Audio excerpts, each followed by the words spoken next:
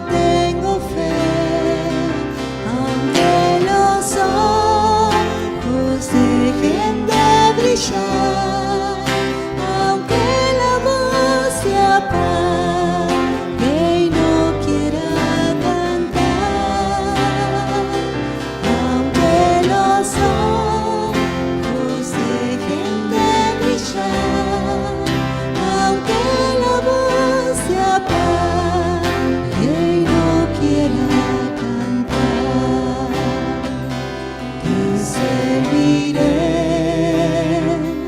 no importa cómo esté, te serviré,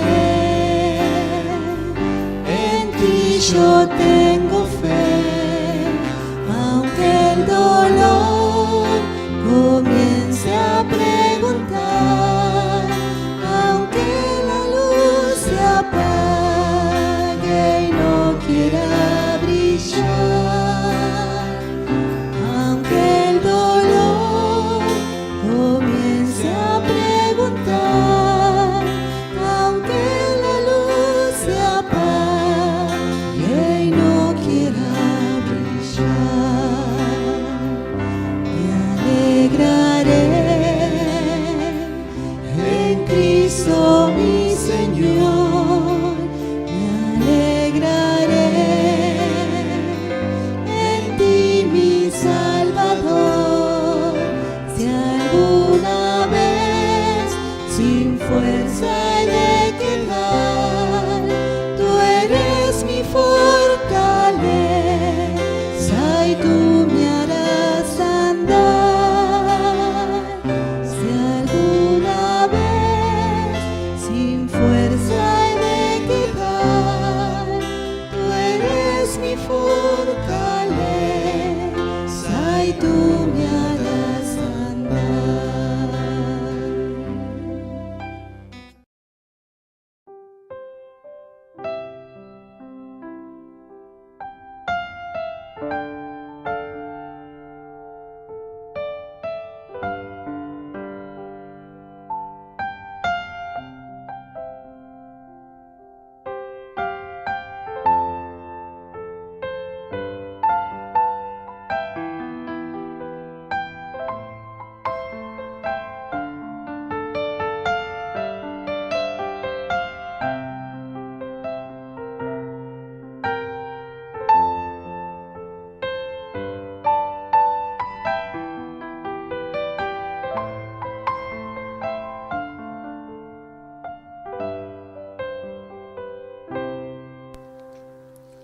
Te alabaré,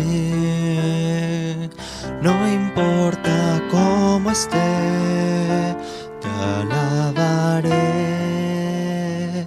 en ti yo tengo fe, aunque los ojos dejen de brillar, aunque la voz se apague y no quiera cantar, aunque los ojos dejen de brillar, aunque la voz se apague y no quiera cantar, te serviré, no importa cómo esté, te serviré,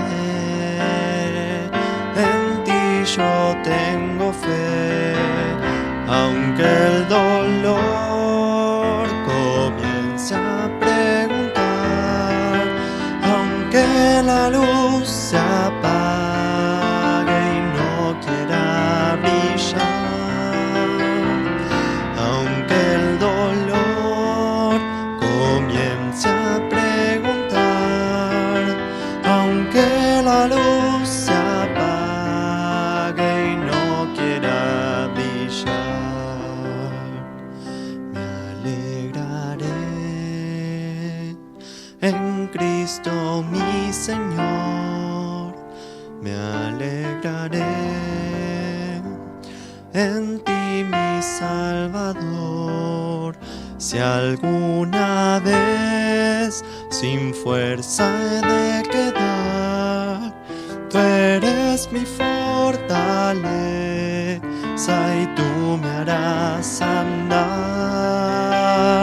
Si alguna vez sin fuerza he de quedar, tú eres mi fortaleza y tú me harás andar.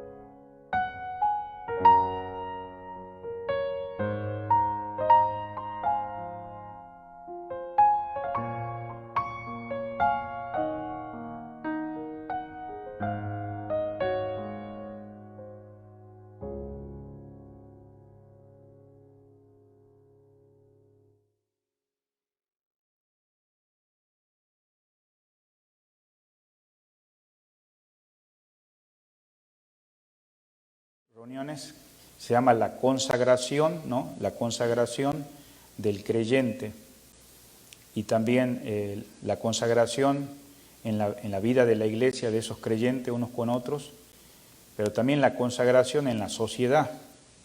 Claro que no vamos a ver todo eso, pero ahora estamos comenzando con la consagración personal del creyente, ¿no? Y eso va a ocupar algunos primeros versículos que hemos leído en esta noche. Entonces, para algunos que rápidamente va a ser como, por decir así, vamos a ir brevemente haciendo un recordatorio, ¿no? En primera instancia, hermanos, la carta es escrita más probablemente desde Corintios, aunque uno escucha, ¿verdad?, que dice acá los romanos, pareciera como si fuera que la carta fue escrita desde Roma, pero no, tampoco fue escrita desde la cárcel, sino que dice el capítulo 1 brevemente, Pablo había escrito a los hermanos que estaban en Roma y que es muy probable que estos hermanos se convirtieron, no sé si ustedes se recuerdan, en el libro de Hechos, capítulo 2, donde los judíos se habían reunido, no solamente los que vivían en Jerusalén, pero también los que venían de otros lugares alrededores que eran los judíos helenistas, porque venían de trasfondos griegos y de otras culturas, entonces venían a celebrar Pentecostés, pero la iglesia del Señor, con la cual Cristo se había despedido antes de irse, entonces tenían que esperar que viniera el Espíritu Santo, ¿no? Creo que ustedes se acuerdan ahí en el capítulo 2 de Hechos. Parte de eso leímos el domingo pasado sin relación a esto que estamos hablando, pero leímos porque dice que habían de diferentes naciones. Tal vez lo voy a mencionar un ratito más a eso, pero no tanto porque ya lo mencioné el jueves pasado. Lo que yo quiero decir es esto, que ahí había romanos que también recibieron el Espíritu Santo, y es probable que cuando regresaron llenos del Espíritu Santo a Roma, empezaron a pregonar la palabra en la misma ciudad de Roma. Y entonces en Roma había sinagogas, ¿no? Sinagogas judías, pero los mismos judíos no recibían a los cristianos convertidos. Entonces estos cristianos convertidos empezaron a reunirse en casas. Por eso se menciona al final de la carta la iglesia en casa. Mire por favor Romanos capítulo 1. Donde dice la palabra de Dios en el versículo 1, Pablo, siervo de Jesucristo, llamado a ser apóstol, apartado para el Evangelio. Entonces, acabamos de mirar la importancia de que Pablo, él se destaca como un siervo del Señor, y que también la razón por la cual escribe esta carta, o sea, el propósito de la carta, es el Evangelio. Y el mismo versículo dice, para el Evangelio de Dios. Aquí está todo el tema de la carta de Romanos, versículo 16. porque no me avergüenzo del Evangelio, porque es poder de Dios para salvación a todo aquel que cree, al judío primeramente y también al griego. Entonces, con esto que estamos mencionando en esta noche, queremos decir que muchos de estos hermanos romanos no lo conocían todavía a Pablo. Cuando él escribe esta carta, quiere decir que Pablo no lo habían visto personalmente a él, pero él quería llegar ahí. Mire lo que dice acá en el versículo 13. Pero no quiero, hermano, que ignoréis que muchas veces me he propuesto ir a vosotros, pero hasta ahora he sido estorbado para tener también entre vosotros algún fruto, como entre los demás que dice gentiles.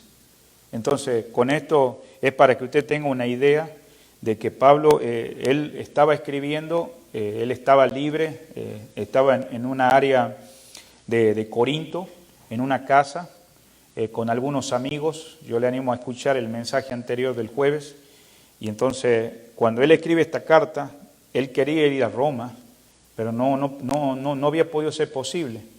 Entonces él ahora, antes de que llegue a Roma, no sabemos cuándo él llegó, pero esta carta fue escrita como en el año 53 después de Cristo. Lo que sí sabemos, digamos, de que él quería con esta carta aclarar qué es el Evangelio. Y en los 11 capítulos hay ciertas menciones acerca de eso que nosotros tuviéramos que tener en cuenta en esta noche. Y si usted quiere anotar estas cositas que tal vez le pueda servir como referencia, ¿no?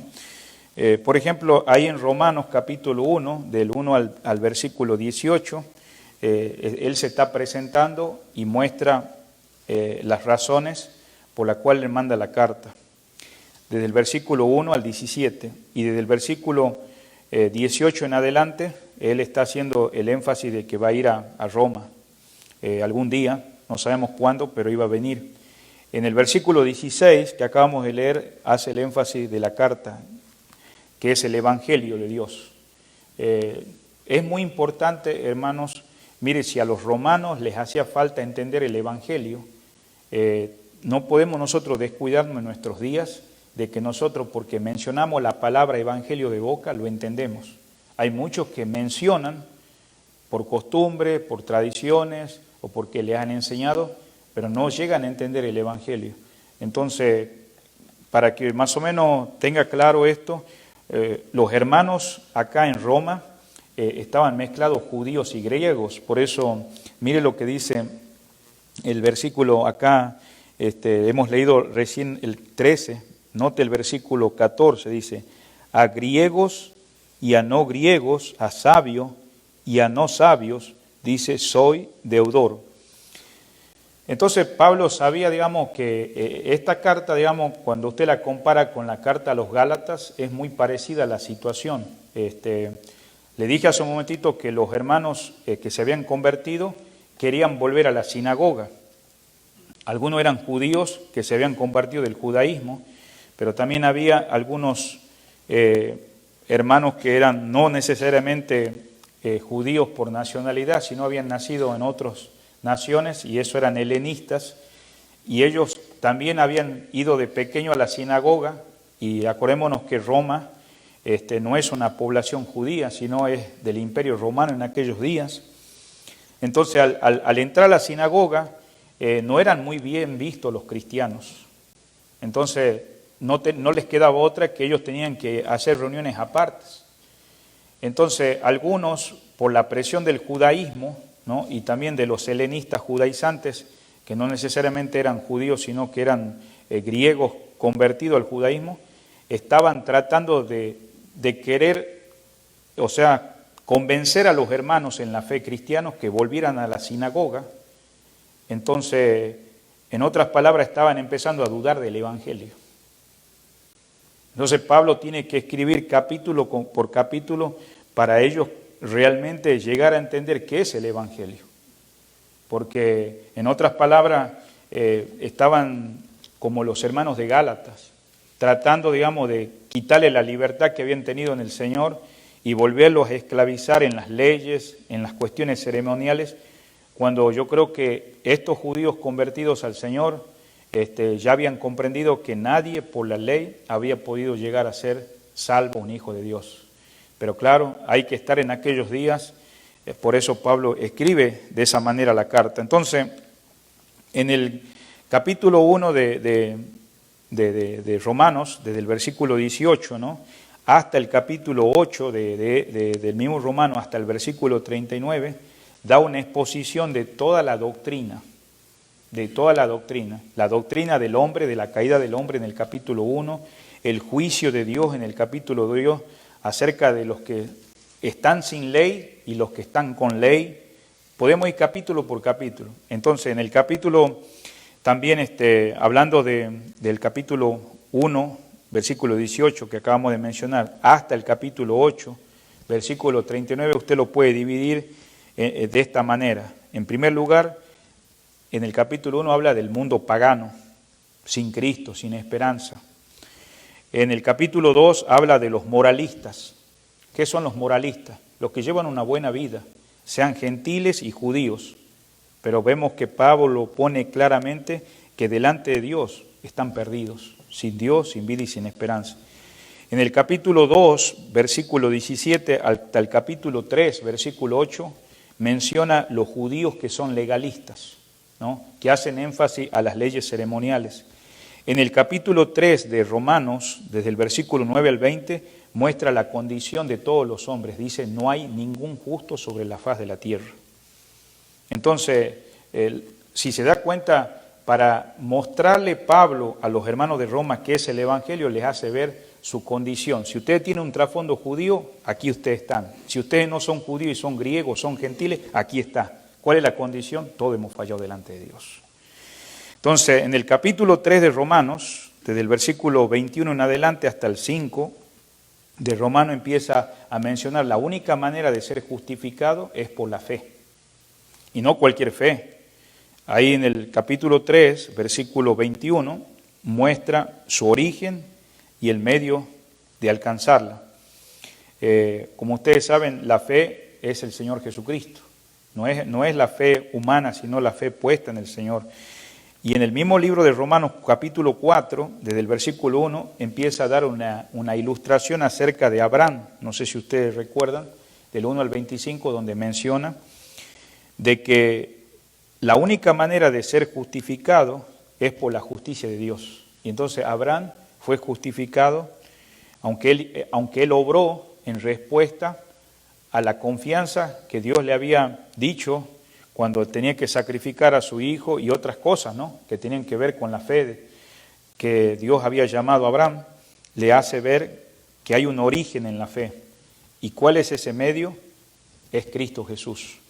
En el capítulo 5 de Romanos, versículo 1 al 11, muestra cuáles son los resultados de tener esa fe, sea de Abraham o de cualquier gentil o de cualquier judío que viene al Señor. La única manera de ser justificado es por la fe. Romanos 5, 1 al 11, pone claramente, y no tiene nada que ver con una justificación que Dios haga acepción de personas. Dice el versículo 12 de Romanos 5, 12, por tanto, como el pecado entró en el mundo por un hombre y por el pecado la muerte, así la muerte pasó a todos los hombres. Entonces, la justificación de todo ser humano es de una perspectiva que va a ser, ¿en qué raza estás? ¿Estás en la raza de Adán? Nadie va a ser justificado por Adán. Pero si estás en la descendencia de Cristo, porque dice así que como Adán pecó, todos son pecadores, por medio de Jesucristo. Ahí pone claro, va a ser el hombre justificado. Y ese es el énfasis, digamos, en el capítulo 5. Y cuando entras al capítulo 6, empieza con la justificación, pero también sigue con la santificación en el capítulo 6, versículo 1, hasta el capítulo 8 de Romanos, hasta el versículo 39. Cuando hace énfasis acerca de la santificación, que nosotros a veces no tenemos claro, pero la santificación tiene que ver con la consagración del creyente. La santificación, ¿sabe cuál es el resultado? De haberse identificado el Hijo de Dios con Cristo. Ahí comienza la santificación. en su muerte y resurrección. Ahí le animo a que usted lea Romanos capítulo 6, del versículo 1 al 11. También, en segundo lugar, en el Romanos 6, 12, hasta el versículo 23, menciona que la santificación es un servicio total del ser humano. Así como el Hijo de Dios se ha identificado con Cristo, ahora tiene que haber un servicio total, completo al Señor. Y entonces entramos al capítulo 7 de Romanos, que tiene que ver también con la santificación. Hace una diferencia entre la ley y la santificación. ¿Se acuerda que hay muestra de aquel matrimonio donde dice acá: ¿acaso ignoráis, hermanos? Pues hablo los que conocen la ley, que la ley se enseñorea del hombre entre tanto que éste vive. Porque la mujer casada está ligada por la ley mientras el marido vive, pero si el marido muere, ella queda libre de la ley. Entonces, la manera de la santificación del pueblo de Israel era por las acciones exteriores que se hacían antes. Pero sabemos que nadie podía ser justificado ni tampoco santificado, sino solamente por Cristo Jesús. Y bueno, los demás versículos hablan de la santificación a través del Espíritu Santo, desde el versículo 3 en adelante hasta el capítulo 8. No solamente tenemos una santificación personal, pero dice acá por el Espíritu Santo. Y en el versículo 18 del mismo Romanos capítulo 8 nos empieza a hablar: pues tengo por cierto que las aflicciones del tiempo presente no son comparables con la gloria venidera que en nosotros ha de venir. Entonces, todo ese capítulo que estamos mencionando, Romanos 8, versículo 18, hasta el versículo 39, nos muestra claramente que así como somos santificados, vamos a ser glorificados con el Señor. El creyente es justificado por el Señor, y termina el capítulo, dice: ¿quién nos separará, que dice, del amor de Cristo? Y da una lista: persecuciones, espada, desnudez, hambre. Entonces quiere decir, hermanos, que esa santificación Dios la hace completa. Un día vamos a ser glorificados, tenemos una esperanza completa. Entonces, claro que no nos debemos olvidar que todavía Israel está de por medio, y en el capítulo 9 del mismo Romano menciona a Israel, porque Israel se acuerda que menospreció al Mesías, menospreció al Señor. Entonces, desde el capítulo 9 de Romanos hasta el capítulo 11, que vendría a ser hasta el versículo 36, donde vamos a entrar en esta noche, en el versículo 1, lo primero que habla es Israel y el Evangelio. ¿Cómo Israel va a venir al conocimiento de Dios? Solamente es por el Evangelio. Entonces, Israel, digamos, en este momento, la elección de Israel está en el pasado. Usted sabe que Dios ha sido soberano y Dios dio un plan a la nación de Israel. Por eso en el versículo 1 dice: verdad os digo, en Cristo no miento, y mi conciencia me da testimonio, y el Espíritu Santo, que tengo gran tristeza y continuo dolor en mi corazón. ¿Por qué está expresando eso Pablo? Por la condición espiritual de Israel, la elección de Israel en el pasado, pero también Israel rechazó en el tiempo presente ¿a quién? Al Señor. Entonces ellos son responsables como israelitas cuando nada menos el Señor se manifestó en carne. Pero sin embargo Dios le hace ver desde el versículo de Romanos capítulo 11 hasta el final que vamos a ver en esta noche, el versículo 36, dice la palabra del Señor en el versículo 36: porque de Él y por Él y para Él son todas las cosas. A Él sea la gloria por los siglos de los siglos. ¿Cuál será el destino, hermano, de Israel en el porvenir, en el futuro, en el tiempo ya más adelante? Bueno, lo que quiere manifestar el capítulo 11 es que Dios ha sido fiel con Israel. Y ha sido fiel hasta el día de hoy.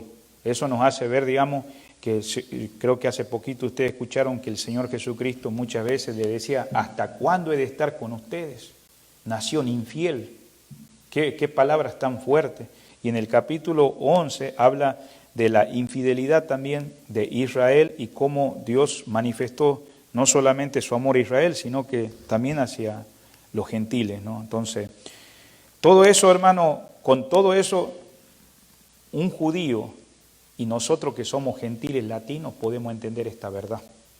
Por eso cuando entramos al capítulo 12, yo pudiera haber ido directamente al capítulo 12, pero yo he llegado a darme cuenta en estos últimos años que si un hijo de Dios no entiende los 11 capítulos de Romanos, nunca va a llegar a entregarse al Señor con estas palabras que Pablo va a decir en el capítulo 12.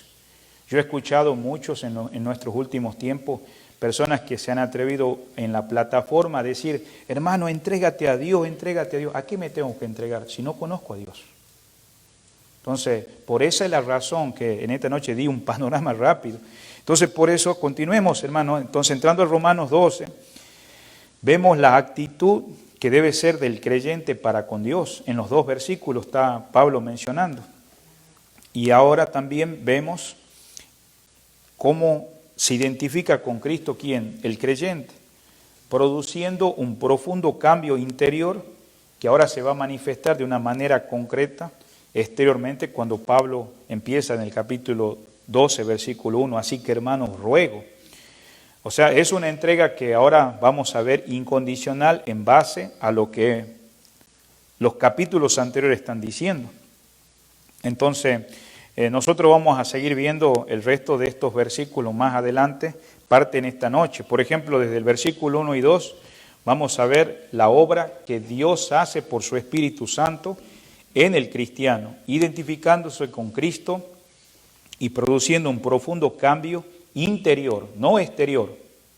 Cualquiera puede hacer un cambio exterior, no, el cambio es interior, que después se va a manifestar con acciones concretas en el exterior.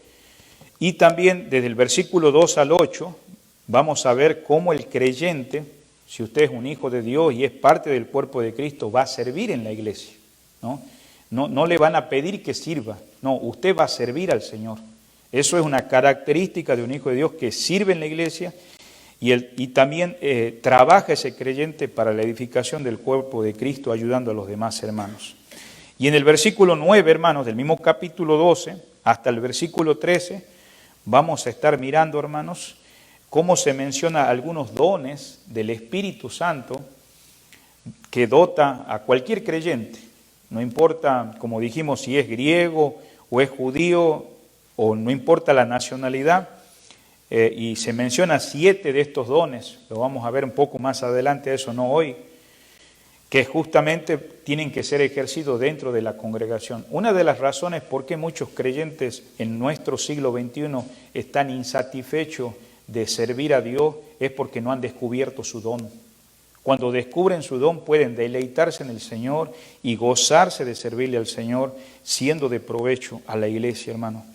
También, hermano, no solamente en el versículo 9 al 13 se ve la manifestación también ética del cristiano en cuanto al amor entre hermanos. Ahí lo vamos a ver más adelante, desde el versículo 9, donde dice el amor sea sin fingimiento, hasta el versículo 13.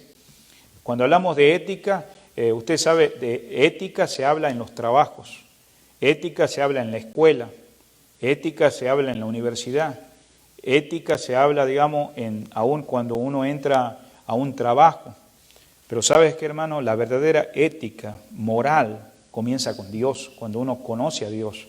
Y eso vamos a ver desde el 9 al 13, que inclusive no solamente va a ser orientada hacia los hermanos, en el versículo 14 al 21, vamos a ver que también es orientada hacia los enemigos. Ustedes saben que los creyentes dentro de la obra de Dios tienen enemigos. Y la Biblia nos va a mostrar en este estudio que nuestra norma de ética moral debe ser un amor hacia nuestros enemigos. Quiere decir que no vamos a ser hipócritas, vamos a orar por nuestros enemigos. Y Pablo nos va a conducir por último, desde el 14 al 21 del mismo capítulo 12, a exhortarnos a que nuestras virtudes cristianas, nuestros caracteres cristianos, deben desenvolverse, hermanos, en medio del barrio tuyo, en medio de la sociedad como expresión de que eres un hijo de Dios, hermanos.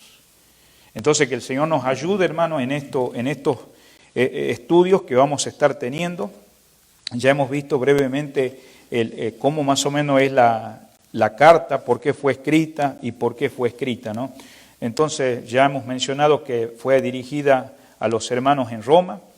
hemos mencionado en qué tiempo fue escrita, también hemos mencionado que estos hermanos habían sido presionados por el judaísmo, como también hoy en día somos presionados por muchas religiones, somos presionados por los medios sociales, somos presionados aún por los pensamientos de nuestras familias, pero gracias al Señor, hermanos, que ahora la palabra de Dios nos va a encaminar con el Evangelio. Entonces, si usted nota el versículo 1, nosotros ya hemos visto que una palabra que usa Pablo, así que hermanos. Pablo usa mucho esta expresión, aún en otras cartas, hermanos, como Primera de Corintios, capítulo 1.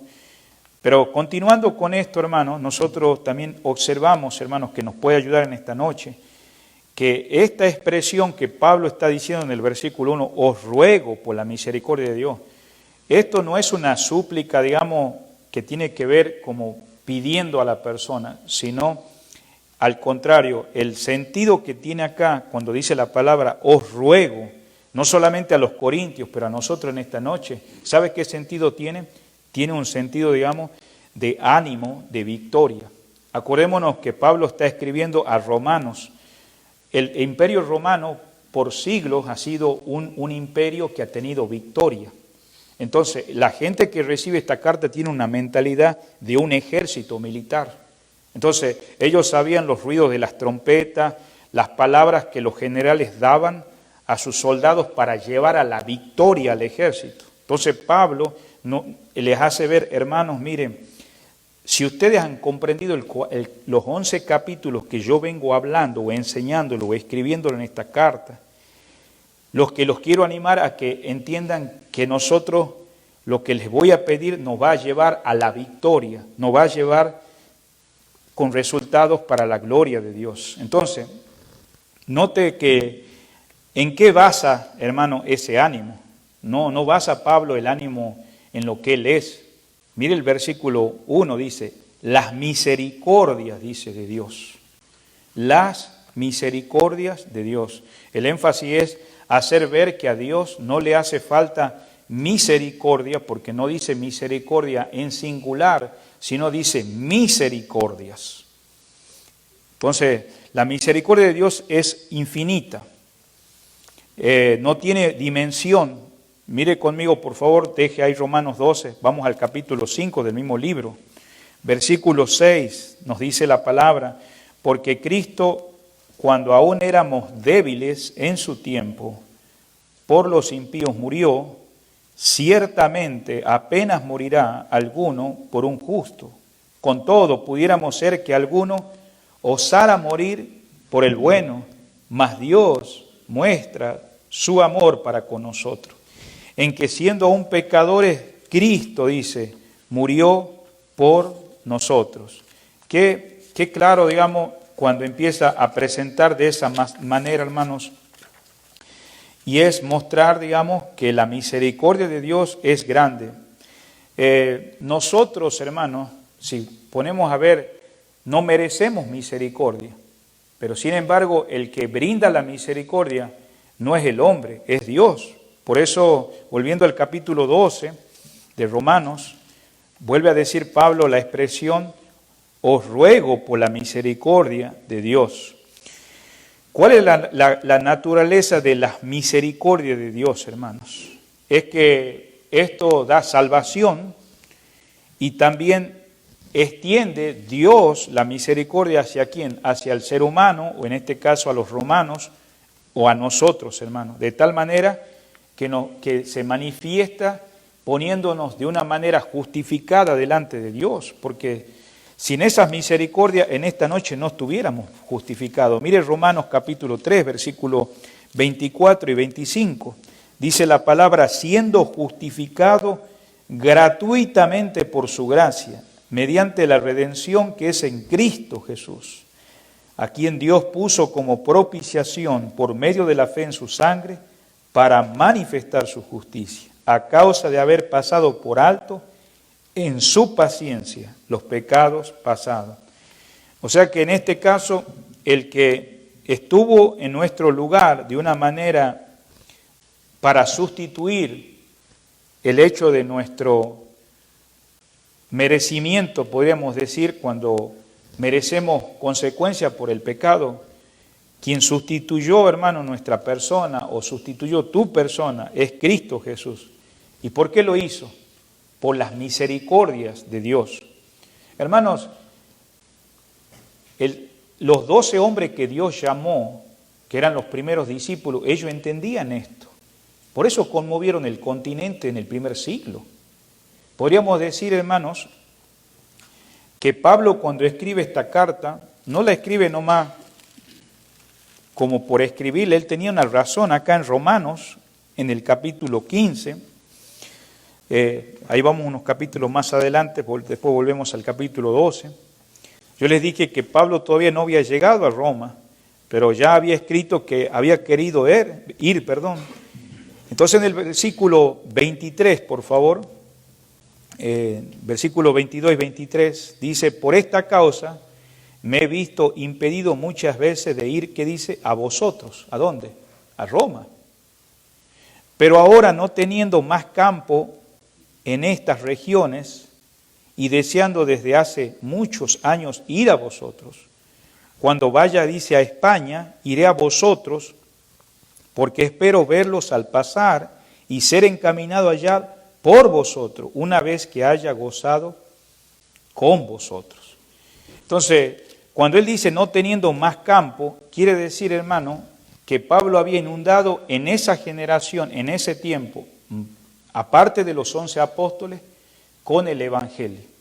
Se da cuenta que no eran miles de personas, solamente eran 12 apóstoles y claro, después los discípulos que se fueron agregando. Pero al escribir esta carta, ellos entendían lo que estaban diciendo los hermanos al decirle lo que es la misericordia de Dios. Si todos los creyentes comprendiéramos la misericordia de Dios, hermano, estaríamos nosotros tan animados que nuestros dolores, nuestras dificultades serían aliviadas por la misericordia de Dios, hermanos. ¿Cuánto necesitamos del Señor de volvernos a sumergir en esa misericordia? Porque, hermano, la misericordia son el conjunto, hermano, de actos divinos que desembocan justamente en esa salvación que te llevó el Evangelio, que es Cristo.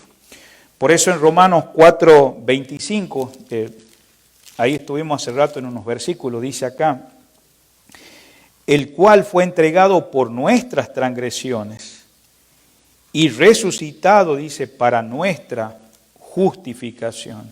Comprendemos, digamos, realmente por qué Pablo tiene que decirle a los hermanos ahora en el capítulo 12, hermanos, si vamos para esa victoria, los exhorto, los animo. ¿En qué? ¿En base a qué? A la misericordia de Dios. La misericordia de Dios, hermano, como dije, es consistente. La misericordia de Dios es firme, hermanos, y da seguridad al creyente. Creo que si nosotros comprendiéramos completamente la misericordia de Dios, hermanos, seríamos canales de bendición en el cuerpo de Cristo, como estos hermanos de Roma pudieron, hermanos, ser de bendición esta carta. Por eso leímos ciertos pasajes recién. Romanos 8.1 dice la palabra de Dios así, respecto a esta misericordia. Romanos 8.1 dice, ahora pues ninguna condenación hay para los que están en Cristo Jesús. Cuando el Pablo está diciendo para los que están en Cristo Jesús, está basándose, pónganse a ver en la condición que estuvieron de una manera miserable en algún momento de su vida y fueron traídos a la misericordia de Dios, entonces ahora ya no están en esa condenación. Entonces ahora ustedes están en Cristo. Y comprendiendo eso, ahí en Romanos 8:28, más abajo, vuelve a mencionar la misma expresión, Romanos 8:28, dice la palabra, y sabemos que los que aman a Dios, todas las cosas le ayudan a bien. Esto es lo que conforme a su propósito son llamados. Y todo esto nos dice hasta el 39, expresándose en la misericordia de Dios. Comprende cómo Él actúa, hermanos, a favor de todos los salvos.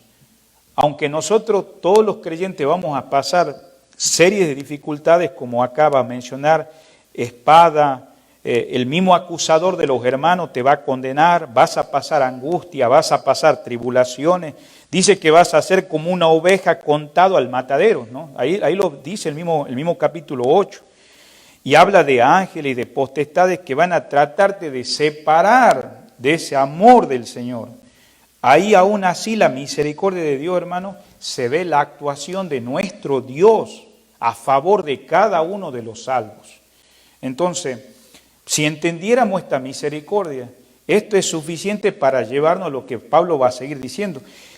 Y en Romanos 8:17, hermanos, que estamos en ese mismo capítulo porque estamos mencionando por qué Pablo menciona, os ruego hermanos, por la misericordia de Dios. Dice, y si hijos también herederos de Dios, coherederos y herederos de Dios, si es que padecemos, dice, juntamente con Él, para que juntamente con Él, dice, seamos glorificados. Y en el versículo 18, pues tengo por cierto que las aflicciones del tiempo presente, no solamente para el tiempo en que los hermanos de Roma estaban pasando esta serie de situaciones, pero también para nuestros días, porque la palabra, hermano, es revelante hoy en nuestros días. Quiere decir que las misericordias divinas podemos sentir como la propia gloria venidera. Cada creyente ya debería estar sabiendo que vamos a ser glorificados con el Señor. Lo que estás pasando, hermano querido, el Señor va a ser glorificado. Vamos a ser glorificados con Él. Por eso, volviendo a Romanos 12, dice Pablo, si los he animado, los he exhortado y vamos a la victoria, dice, presentéis vuestro cuerpo. Entonces, esta palabra presentar significa presentar de una vez por todas. No es algo que lo vamos a hacer de vez en cuando, sino definitivamente, si has entendido lo que hemos venido escribiendo en todos los capítulos anteriores, vamos a presentar. ¿Por qué cree que hay creyentes hoy en día que no presentan al Señor toda su vida? Porque no lo han entendido. Es posible que muevan la cabeza, es posible que digan palabras, pero no lo han comprendido, porque si lo comprendieran, sin duda, estarían presentados al Señor. Por eso el verbo indica que Dios manda que el creyente haga una entrega definitiva al Señor. No algo que solamente decimos, te hemos entregado, Señor, nuestro corazón y toda la semana nosotros hacemos lo que queremos con nuestros cuerpos. Por eso, esta palabra es un verbo que indica que el creyente hace una entrega definitiva al Señor, tal como cuando se hace un matrimonio, tal como cuando alguien se va a casar y en esos momentos se hace un pacto matrimonial de entrega del uno al otro. ¿Y cuántos nosotros hemos comprendido ese pacto con el Señor? Como han comprendido los hermanos de Roma. Si realmente entendemos que nosotros estamos entregados al Señor de esa manera incondicional, esa entrega es de una vez por todas y va a determinar ahora que el cuerpo, ¿a quién le pertenece? Al Señor. Y Pablo, digamos, acá da dos razones muy importantes para la entrega. En primer lugar, volvemos a decir, así que hermanos os ruego, por la misericordia de Dios. La primera razón correcta es por lo que Dios ha hecho por nosotros. Si vos te vas a entregar al Señor, o si yo me voy a entregar al Señor, va a ser, ¿por qué? ¿Por qué va a ser? Porque he entendido lo que Dios ha hecho por mi vida. No es solamente algo que decimos, ¿qué ha hecho el Señor? Ha muerto por mí. Pero vos decís eso, o yo digo eso, pero si yo digo eso, ¿por qué no lo vivo? ¿Por qué no estoy gozoso de ser cristiano? ¿Por qué no tengo ese fervor, esa pasión por aquel que se entregó por mí? Esa es la primera razón. La segunda razón, digamos, que Pablo menciona de esa entrega que está mencionado en el versículo 1, dice al final, en el mismo capítulo 12, versículo 1, dice que es vuestro culto, ¿qué dice? Racional. En segundo lugar, esta entrega, dice, es nuestro culto, ¿qué dice? Racional. O sea, en otras palabras, en el griego significa nuestra adoración espiritual. Si nosotros los creyentes realmente comprendiéramos esta entrega. Dijimos primero por lo que Dios ha hecho por nosotros, lo que ha hecho en tu vida o en mi vida. Pero en segundo lugar es nuestro culto racional. Quiere decir que en todas las áreas de nuestra vida nosotros estamos adorando al Señor. Estamos adorando cómo contestamos. Estamos adorando al Señor cómo miramos. Estamos adorando al Señor cómo hablamos en el trabajo, cómo caminamos, cómo nos conducimos en el hogar.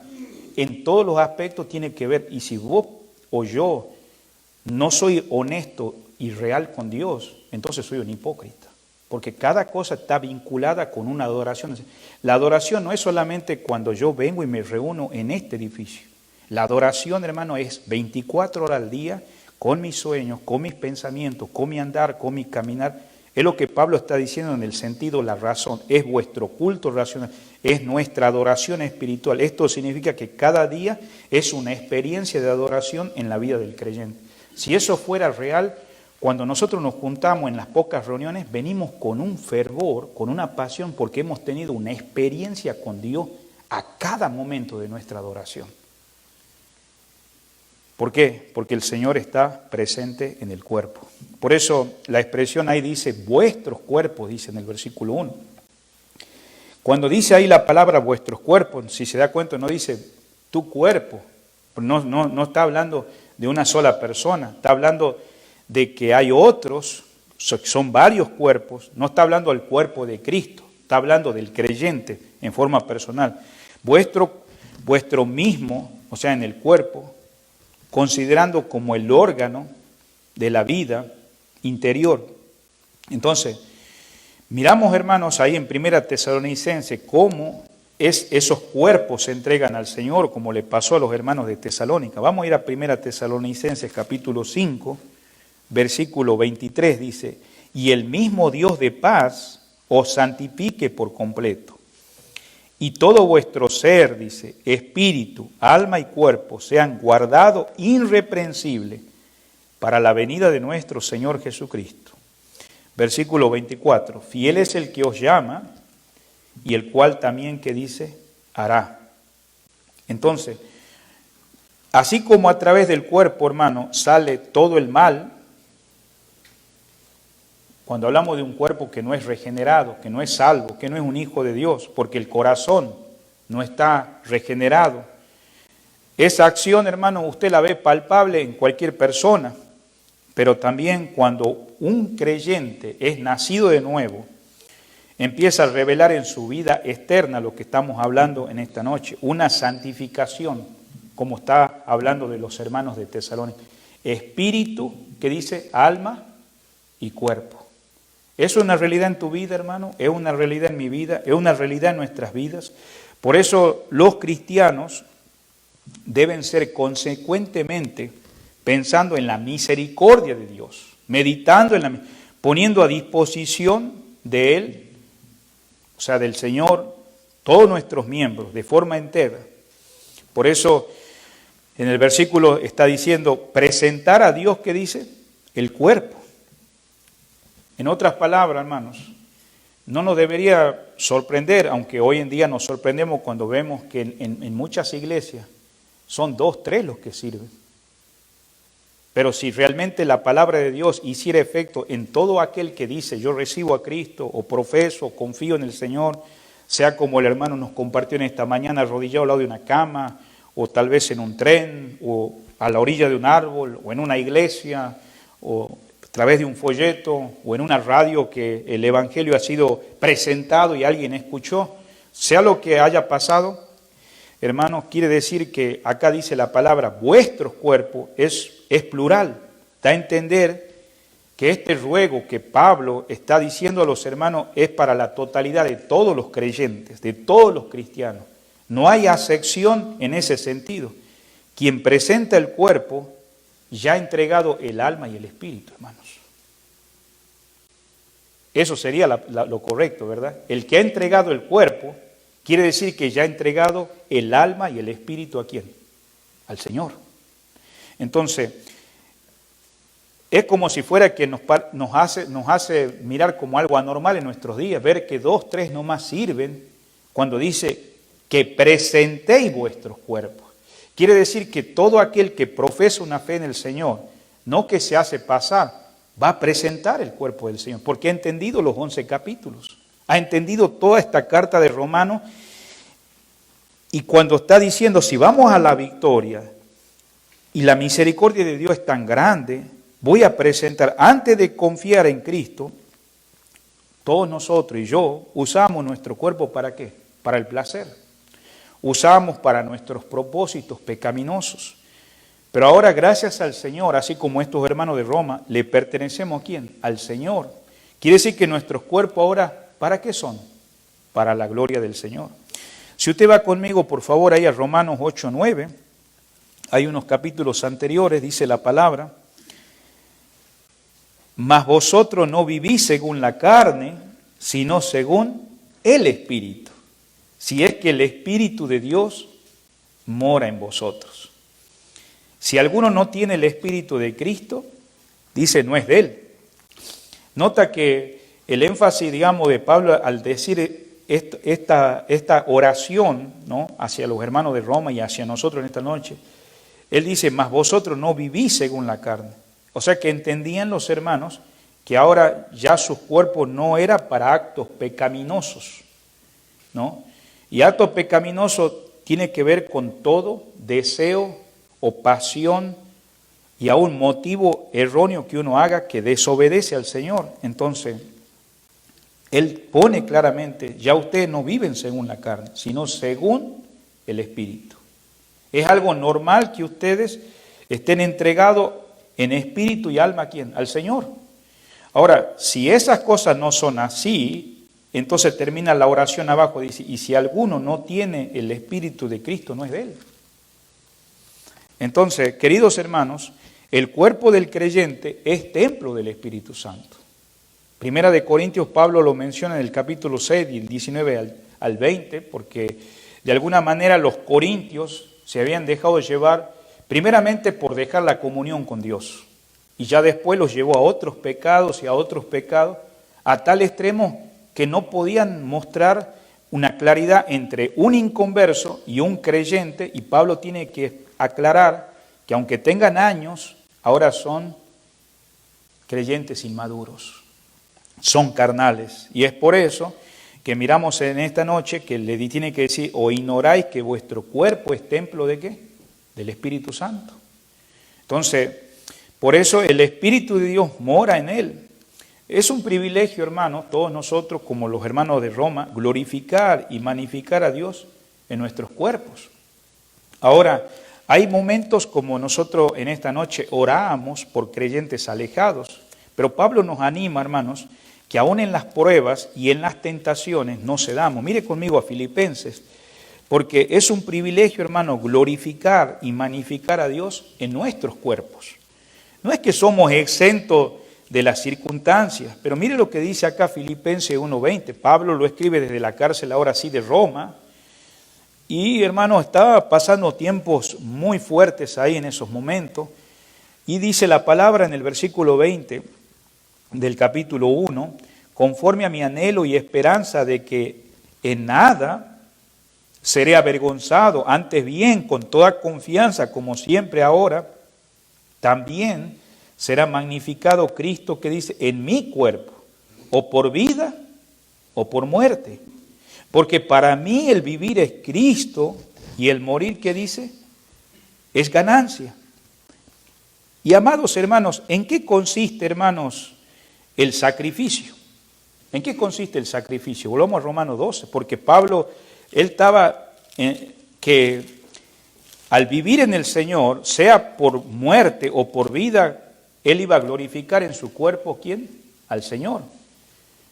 Ahora usted dirá, pues Pablo es Pablo, él es único, es especial. Hermanos, es el mismo Dios de misericordia que fue alcanzado Pablo, que Dios te alcanzó a ti, el mismo Dios. El mismo Dios que puede nutrir tu propia vida, con la cual Pablo acá, él puede decir, sea en vida o muerte, ¿cuál es la razón? Porque para mí el vivir que dice es Cristo. ¿Y qué es lo que te da vida, Pablo? Pues la misericordia de Dios. Por eso volvemos a Romanos 12:1. Si realmente, la pregunta sería en esta noche, para acercarme al final, ¿en qué consiste el sacrificio?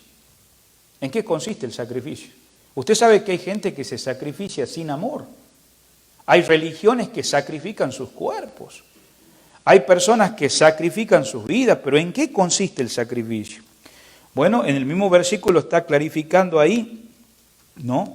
Donde está diciendo, en base a la misericordia, que presentéis vuestros cuerpos en sacrificio vivo. O sea, lo que se ofrenda, hermano, en consagración es el cuerpo. Claro, vivo en el creyente, no muerto. Porque acordémonos que el pueblo de Israel traía sacrificios, pero esos sacrificios eran muertos. Y el Señor quiere mostrarnos a través de Pablo que el cuerpo debe ser vivo del creyente, pero ha de entenderse un cuerpo como el instrumento que Dios va a usar. Pero es importante que el que se ofrenda al Señor, porque es una ofrenda, ahí note cómo lo presenta, presentéis vuestros cuerpos. ¿Quién presenta el cuerpo? Aquel que se ha entregado en espíritu y alma. No es una persona que lo están presionando, mira, tenés que sacrificarte, no. Ese creyente, hermano, ahí por eso dice, y dice en sacrificio vivo. O sea, es decir, que es un contraste al sacrificio que se hacía en el Antiguo Testamento. Usted sabe que animales, ovejas, chivos y también hasta animales más grandes, terneros, sacrificaban. Y esos sacrificios, hermano, eran sacrificios muertos. Ahora no venían esos animales con gusto, pero claro, tenían que ser sacrificados. Ahora, ¿cuál es nuestro modelo en la misericordia de Dios? ¿Cuál es nuestro modelo? Bueno, el Señor Jesucristo, la muerte del Cordero de Dios, que quita el pecado del mundo. Mire conmigo a Hebreos, no deje por favor Romanos, pero vamos a ir a Hebreos capítulo 13 y en el versículo 15. Dijimos cuál es el modelo, el Cordero de Dios.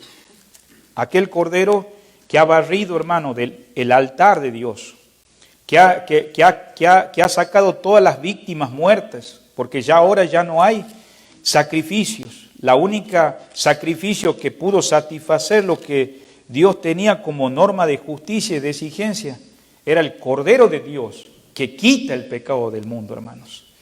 Entonces ahora quiere dar lugar a los redimidos, aquellos redimidos como nosotros en esta noche, que seamos sacrificios vivos. ¿Cuántos de ustedes en esta noche son redimidos por Cristo? Yo creo que la mayoría, ¿no? Entonces, si somos sacrificios vivos, Él se hizo pecado por nosotros. Por eso ahora, Hebreos capítulo 13, en el versículo 15 y 16, dice, así que ofrezcamos siempre a Dios, por medio de Él, sacrificio de alabanza, es decir, fruto de labio, que confiesen su nombre, y de hacer bien y de la ayuda mutua, no os olvidéis, porque de tales sacrificios, ¿qué dice? Se agrada a Dios.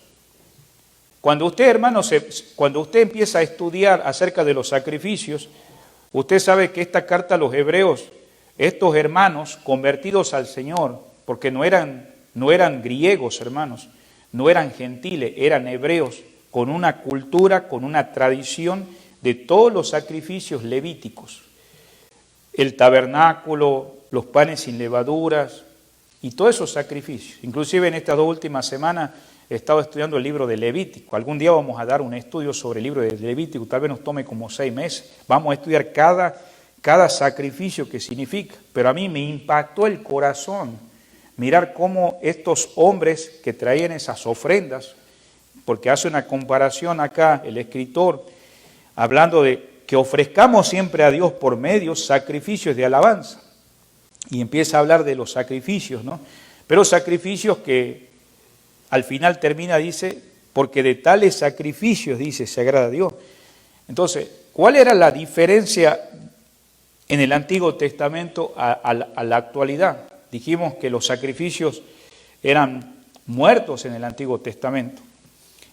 Y vemos acá, hermanos, que acá el escritor lo pone claro, la expresión de alabanza, acá en el versículo que hemos leído, ofrezcamos siempre a Dios por medio del sacrificio que dice de alabanza.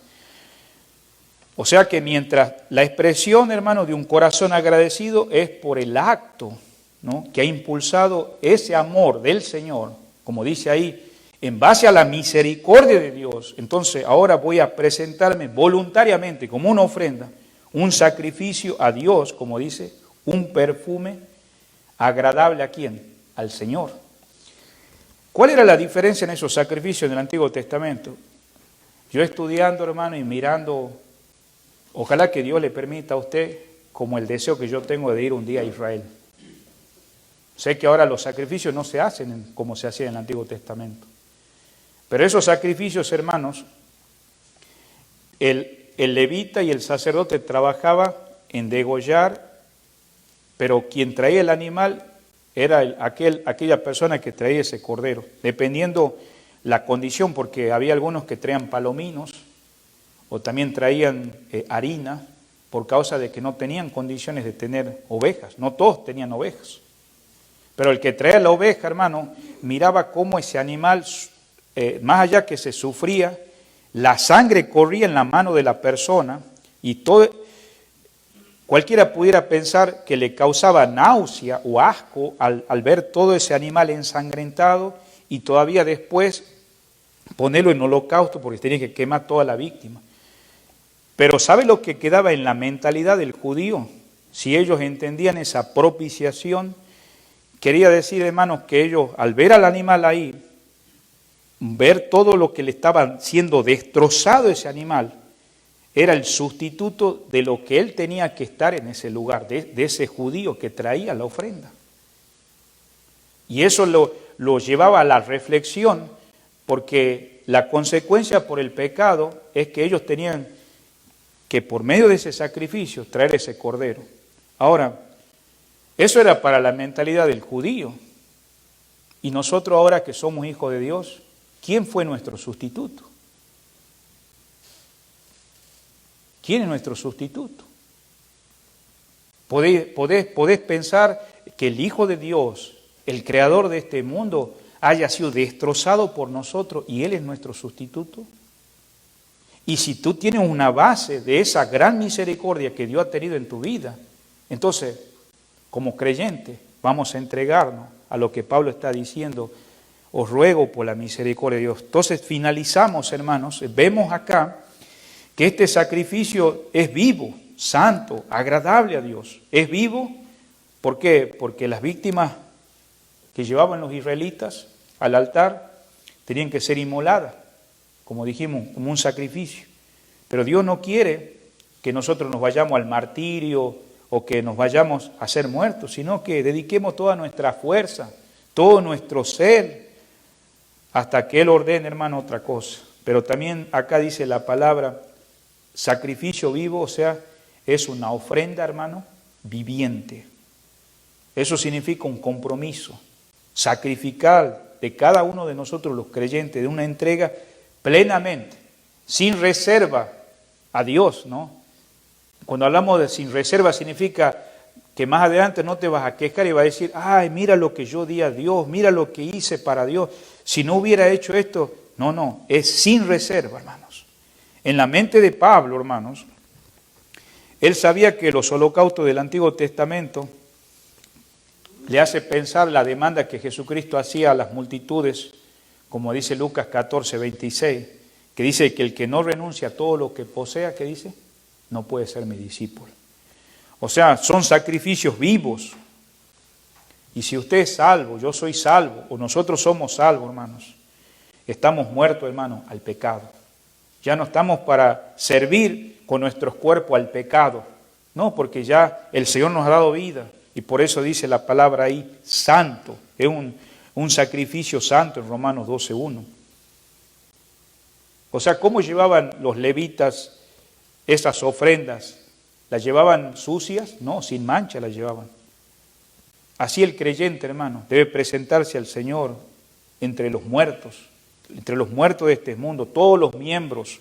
¿A quién? Al Señor como instrumento de justicia. Ahí Romanos capítulo 6 lo dice claramente, hermanos. Y el sacrificio, ¿qué debe ser? ¿Santo o no? Claro que sí, hermanos, debe ser santo, hermanos. Porque la naturaleza, hermano, de Dios es santo. Y en base a esa misericordia, hermanos, nos lleva a rendirnos personalmente a Dios.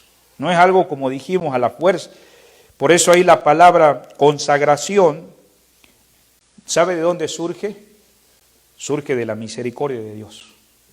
Y si no surge de la misericordia de Dios, va a ser todo tu servicio, mi servicio, en obligación a la fuerza. Pero si realmente está en base a la misericordia de Dios, hermanos, entonces somos justificados por Él, somos santificados por Él. Ahí dice Romanos 3:19. Y Dios tiene un propósito. ¿Y cuál es ese propósito, hermano? Mire lo que dice Romanos 6:18 para finalizar. Dice la palabra de Dios así, Romanos 6:18. Y libertados del pecado, viniste, que dice, a ser siervos de justicia. O sea que el Señor te salvó con un propósito, que fueras un siervo, que fueras un esclavo de Cristo. La vida de cada cristiano ha sido comprada, hermano, para que sea suya para Él. No es para que tú estés pensando, bueno, mis planes son estos, yo quiero hacer esto, y Dios está fuera del asunto. No, acuérdate que somos templo del Espíritu Santo. Adoramos al Señor, hermanos. Él ha pagado un alto precio para que nosotros podamos formar parte de este pueblo santo. Por eso en 1 de Pedro 1:18 dice claramente que somos hechuras suyas. Somos nación santa, pueblo adquirido por Dios, para que anunciemos las virtudes. Cuando anunciamos las virtudes es manifestar el carácter, el testimonio del Señor, hermano, en medio de estos tiempos. Por eso el Evangelio, hermano, no es solamente pensar, bueno, ya recibí al Señor. El Evangelio es todos los días, es Cristo el centro. Y todos nosotros pasamos circunstancias en las cuales podemos llevar tal vez a dar mal testimonio, pero sin embargo dependemos del Señor para que seamos un sacrificio santo. Y eso no. Somos, hermanos, impulsados por el Espíritu de Dios. ¿Sabe que el Espíritu de Dios lleva a hombres como el de esta mañana a dar testimonio? Eso no es una obra humana, no lo hace un seminario, no lo hace una universidad, no lo hace una iglesia, no lo hace un pastor, es Dios obrando en un creyente. Por eso dice, un sacrificio agradable a Dios, que sea consagrado al Señor. Hermanos, qué maravilloso en esta noche, hermanos, poder ser de esa manera, con ese ánimo que Pablo nos da y que nosotros como hijos de Dios podamos vivir una vida victoriosa en el Señor, porque somos llamados, hermanos, a la victoria. Con el Señor, hermanos, sirviéndole a Él. Qué maravilloso haber descubierto el propósito. Somos siervos, ¿qué dice? De justicia. ¿Por medio de qué, hermano? De la oración.